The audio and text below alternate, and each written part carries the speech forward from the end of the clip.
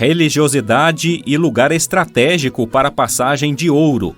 Assim foi marcada a origem da cidade de Pouso Alegre, que hoje celebra 175 anos de emancipação política. Era por volta do ano 1596, quando o rio Sapucaí viu os primeiros bandeirantes paulistas chegarem à região. Desde 1600, um século depois da descoberta do Brasil, a região do Rio Mandu já era conhecida, mas não era explorada nem oficialmente administrada. O Rio Mandu se tornou uma passagem obrigatória, facilitando a transposição de animais e carga, pela qual transitavam os viajantes que vinham de São Paulo e se dirigiam para o sertão de Minas Gerais à procura de ouro e de pedras preciosas. Se hoje vê-se o crescimento populacional de Pouso Alegre por meio do surgimento repentino de novos bairros e altos prédios no centro e nos bairros, no início da história, o que se observava às margens do rio Mandu eram simplesmente arbustos e casinhas em forma de ranchos. É o que explica o historiador Fernando do Valle. Nós podemos relacionar a história de Pouso Alegre juntamente com a época da mineração do ouro. Pouso Alegre não foi uma cidade que teve um grande volume minerador, porém ali se encontrava um entreposto que fazia a fiscalização do ouro que passava vindo de Ouro Fino e de Santana do Sapucaí. Contudo, diz a tradição que foi um aventureiro com o nome de João da Silva quem residiu na localidade ali do Rio Mandu. Ele ergueu suas casas nas margens do rio e se entregou ao serviço da lavoura. Tendo assim prosperado com o seu serviço, ele doou as terras para a construção de uma capela consagrada ao Senhor Bom Jesus. Em 1810, o povoado foi elevado à freguesia.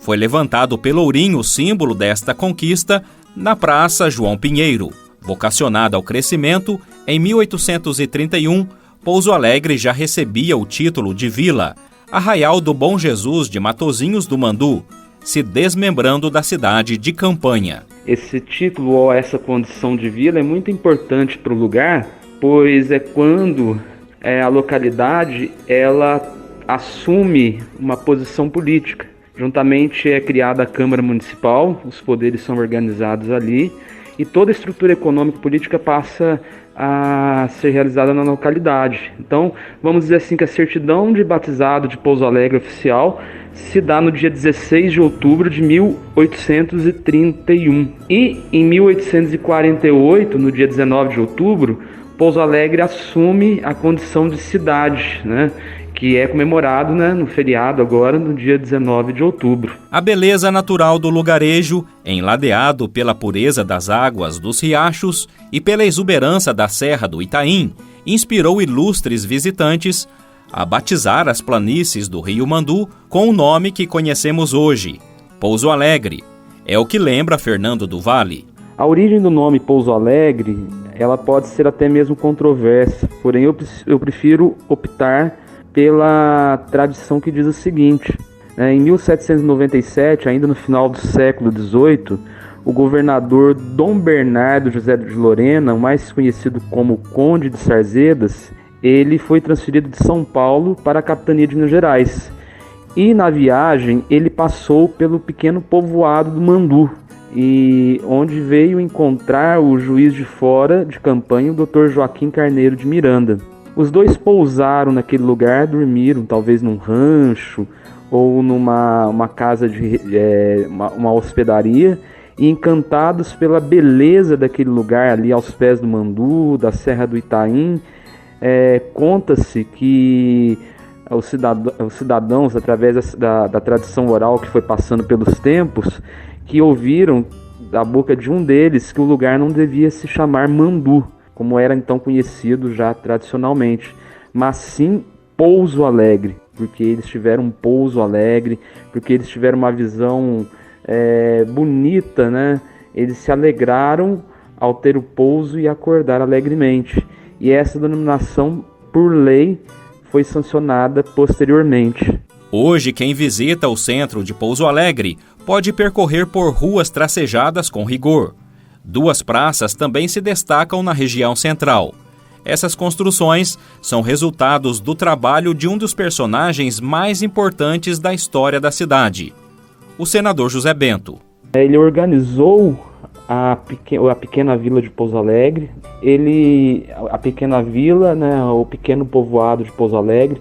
Quando eu falo de organização, eu falo de organização eclesial, né, também organização estrutural, né. Por exemplo, ele traçou as primeiras linhas, as primeiras linhas das ruas de Pouso Alegre. Ele fez um projeto ali de possível ali saneamento ou captação de água, né? Ele traçou as primeiras praças de Pouso Alegre. Então ele teve uma importância tanto eclesial como política e também como cultural para Pouso Alegre, né? O envolvimento do padre com a política desencadeou um fim triste para o sacerdote. É o que recorda o historiador. O José Bento ele morreu em 1844, assassinado por desavenças políticas em Pouso Alegre mesmo. Hoje, como sede do Arcebispado do Sul de Minas, Pouso Alegre também conta com relevante história religiosa. A cidade possui atualmente 11 paróquias. Para chegar até aqui, a cidade contou com a atuação de um importante religioso, Monsenhor José Paulino. E o Monsenhor José Paulino ele foi um incansável lutador para que Pouso Alegre se tornasse diocese, né? Até mesmo, segundo a história, ali estava em disputa para esse título de diocese as cidades da Campanha da Princesa, também Guaxupé e até mesmo Itajubá. E mediante os trabalhos do Monsenhor José Paulino, né, conseguiu-se que a diocese se instalasse em Pouso Alegre e ele conseguiu transformar aquela matriz, né, de Pouso Alegre no que hoje é a catedral. É claro que não é o mesmo prédio, porém essa questão da vinda da diocese e hoje a arquidiocese de Pouso Alegre se deve à luta incansável de Monsenhor José Paulino. As atividades econômicas no início da história de Pouso Alegre eram fundamentadas na agricultura, destacando o cultivo e a fabricação do chá da Índia. A cidade contava ainda com fábrica de aguardente, uma de velas e outra de chapéus. Apenas em 1895, com a chegada dos trilhos da Rede Sul Mineira a Pouso Alegre, a cidade começou a dar os primeiros passos rumo ao desenvolvimento. Hoje o município conta com grandes empreendimentos e é um dos principais polos empresariais do estado de Minas. O crescimento de Pouso Alegre, ano após ano, mudou a paisagem do lugar. Construções imponentes foram levantadas. Apesar das edificações modernas terem tomado a região central, onde tudo começou, algumas edificações ainda mantêm a originalidade. O historiador Fernando do Valle aponta os principais prédios que ainda carregam os traços originais. A primeira é a casa da família Meyer, que remonta ali ao século XIX. Ela está localizada ali próximo ao mercado municipal de Pouso Alegre. É uma casa que ela foi construída ainda na metade do século XIX, por volta de 1860. Não mantém a sua originalidade completa, porém a fachada, né, da casa continua a mesma. Porque se a gente for pensar no meio original, a casa ocupava o quarteirão todo, né?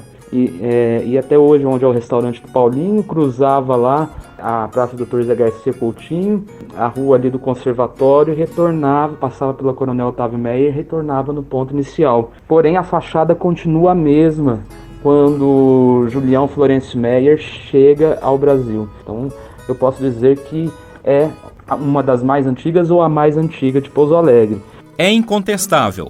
Os 175 anos de Pouso Alegre mostram uma cidade pujante. O município, com uma rica história, tem um papel vital na região. Conhecida por sua beleza natural, com montanhas e paisagens deslumbrantes, Pouso Alegre também tem uma herança cultural rica, refletida em sua arquitetura colonial, igrejas antigas e tradições locais. Nos anos que virão, a cidade vai continuar sendo um centro econômico e cultural importante na região, desempenhando um papel fundamental no desenvolvimento do estado de Minas Gerais. Sua economia diversificada abrange setores como agricultura, comércio e indústria. Pouso Alegre também é um polo educacional com várias instituições de ensino superior que contribuem para a formação de jovens talentos. Além disso, ao longo dos seus 175 anos, a cidade viu sua população crescer e a sua comunidade se fortalecer. Neste marco de 175 anos, Pouso Alegre continua a prosperar,